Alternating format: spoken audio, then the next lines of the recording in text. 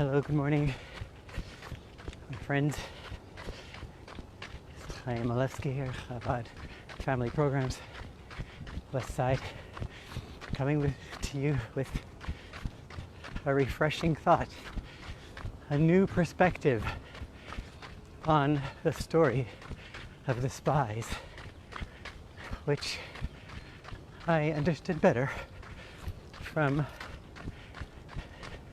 a personal experience that often happens in our own home with our daughter. So when you tell your child to go clean your room, go clean your room, clean her room.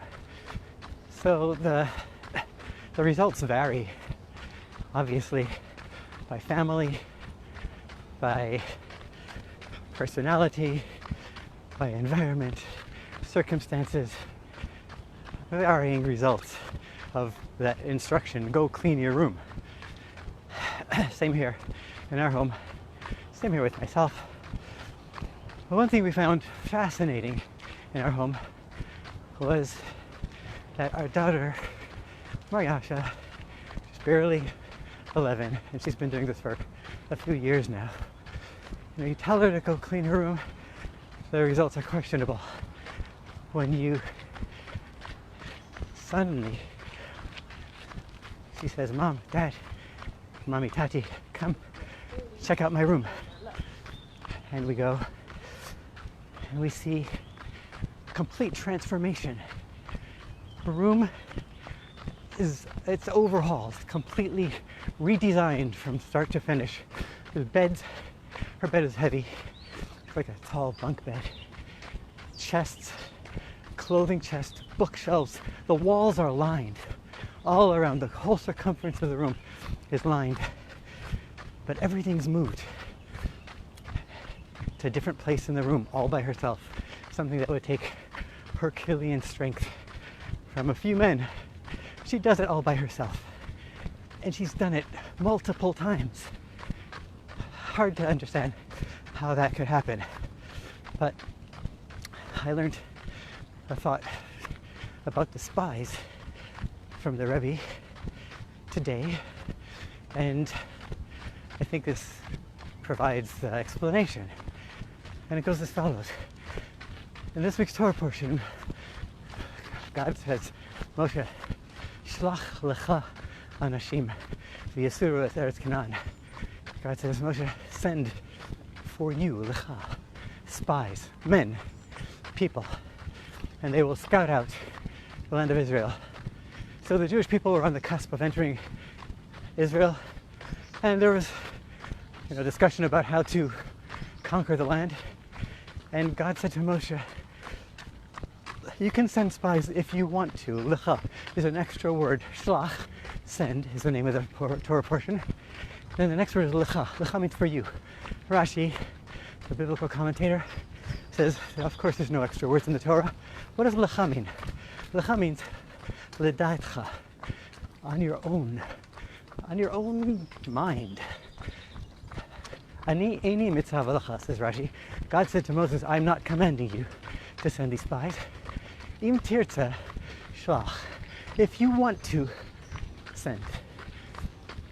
So, Moshe, what's going on here? Until now, this is the first time where Moshe is confronted with an option. Until now, Moshe just followed instructions blindly. When he had a question, if he wasn't sure about something, he asked God. If God gave him a clear answer, and that's what he did. So over here, when it had last week's parsha with a korban pesach, with a paschal sacrifice, people were not pure, were impure. They weren't able to have the sacrifice. They came to Moses and said, why should we be left out? And Moshe asked God. He said, what should I do? And God said, okay, give him a second chance the next month. And repeatedly in the Torah, whenever there's a question, Moshe asks God. Over here, God says, Moshe, if you want to do it, do it. If you don't, don't. I'm not telling you what to do. So it's a completely new experience for Moshe. Now what happened? Moshe chose to send the spies. Why? what happened here. Says the Rebbe, a fascinating thing. The Rebbe says that until now, Moshe understood that the relationship between the Jew and God in our service was one of pure obedience. God says, you do. End of story. And only do what God says. And that's it. But now, suddenly Moshe saw this new command, or this new offer from God as an opportunity to serve God in a different way. It was an opportunity to elevate the level of service by not just doing, but also employing our own mental capacities, emotional capacities, our mind and our heart, and our characteristics that we have that are not directly instructed by God to do anything, and employ them into the service and say, hey, what should I do? Here I have an option. It's an opportunity. What should I do with this opportunity? How should I embrace it? So Moshe saw this as a new rung in the level of serving God. And he embraced it. And he said, okay, I'm going to send spies. Now the spies, what was the problem?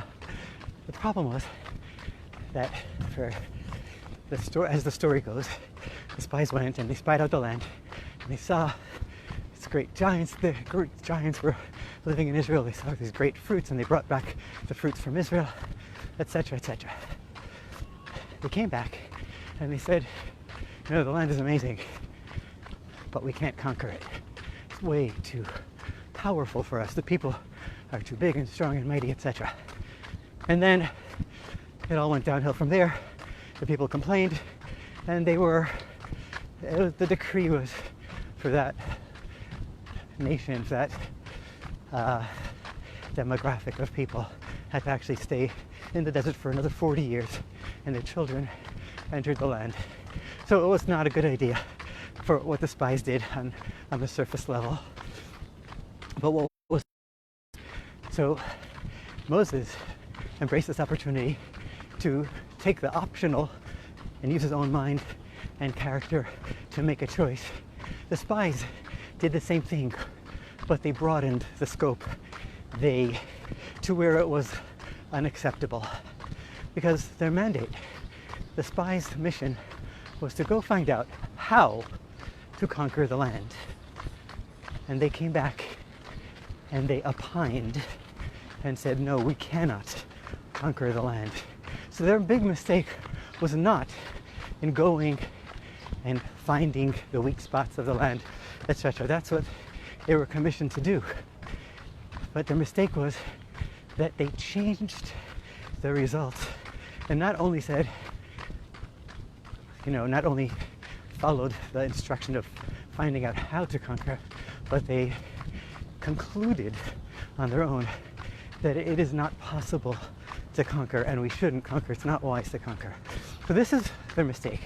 Basically, the Rebbe says that we're supposed to employ our mind and our heart and our passion in finding out and figuring out the best ways possible to do what God asks of us, but not whether or not it's a good idea. That's a no-no. That's the big no-no of the spies. They changed God's word. They didn't change God's word. They concluded a different conclusion. God said, go into the land and conquer it. And they said, no, we cannot go into the land and we cannot conquer it. But that wasn't their mission.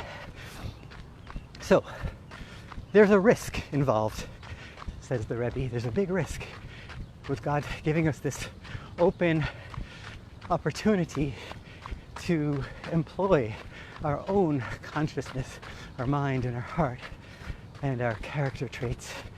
But that's what he wants of us. Because what happens is when you just observe the commandments plainly without involving yourself, then you're acting in a godly way. But when you employ and harness your mind, your heart, and your faculties, your characteristics, then you're being a godly being. You're bringing your whole self into it. And when that happens, you are different and you act different. You bring passion, enthusiasm, and endurance. Similar to my daughter with her room. When you tell her, go clean your room, the results are questionable. When she on her own goes and tackles that room the way she wants to, with her mind, heart, passion, and arms and legs, and she works her guts out, she comes out in a sweat, but the whole place is transformed, and it's always better than it was before. And that is one of the lessons that we learn from the Spies. Just to finish off Kabbalistically, mystically, the Rebbe also says that when we were supposed to conquer the 7 nations in Israel, those 7 nations are synonymous, are parallel, are aligned with 7 midot that we all have. The chesed, gevurah, tiferet, netzach, hod, yisod, malchus. The love and the fear, the victory, humility, all the character traits that we have. We're supposed to conquer them in our quest, like we conquer Israel, but each of us is a little personal Israel that we are meant to conquer. God bless us in our mission. Take care.